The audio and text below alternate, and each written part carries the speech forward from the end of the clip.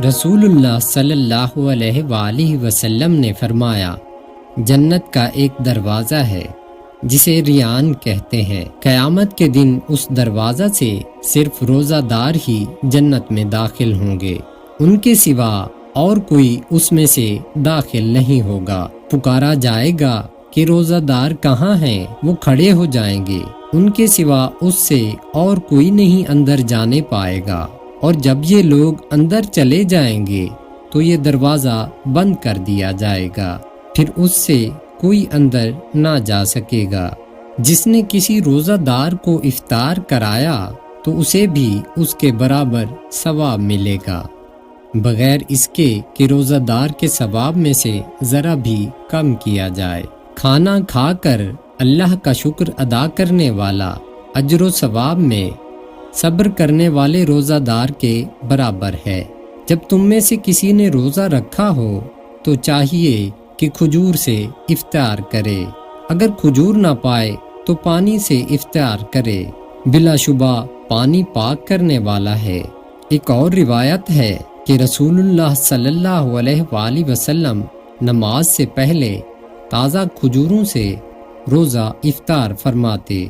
اگر تازہ کھجوریں نہ ہوتی تو خشک کھجور تناول فرما لیتے، یہ بھی نہ ہوتی تو پانی کے چند گھونٹ پی لیا کرتے تھے۔ جب تم میں سے کوئی روزے سے ہو تو کسی قسم کی فحش بات یا جہالت کا کام نہ کرے، اگر کوئی دوسرا اس سے جھگڑے یا گالی گلوچ دے تو اسے چاہیے کہ کہہ دے، میں روزے سے ہوں، میں نے روزہ رکھا ہوا ہے۔ تم میں سے جو شخص نکاح کے اخراجات کی طاقت رکھے وہ شادی کرے، اور جو اتنی وسعت نہ پائے وہ روزے رکھے، کیونکہ روزہ اس کی شہوت کو کچل دے گا۔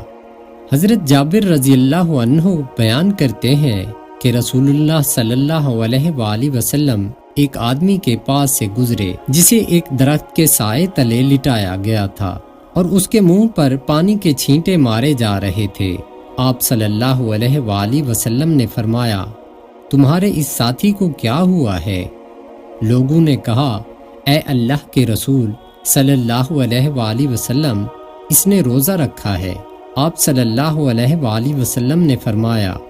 یہ نیکی نہیں کہ تم سفر کے دوران روزے رکھو، بلکہ جو اللہ تعالیٰ نے تمہیں رخصت دی ہے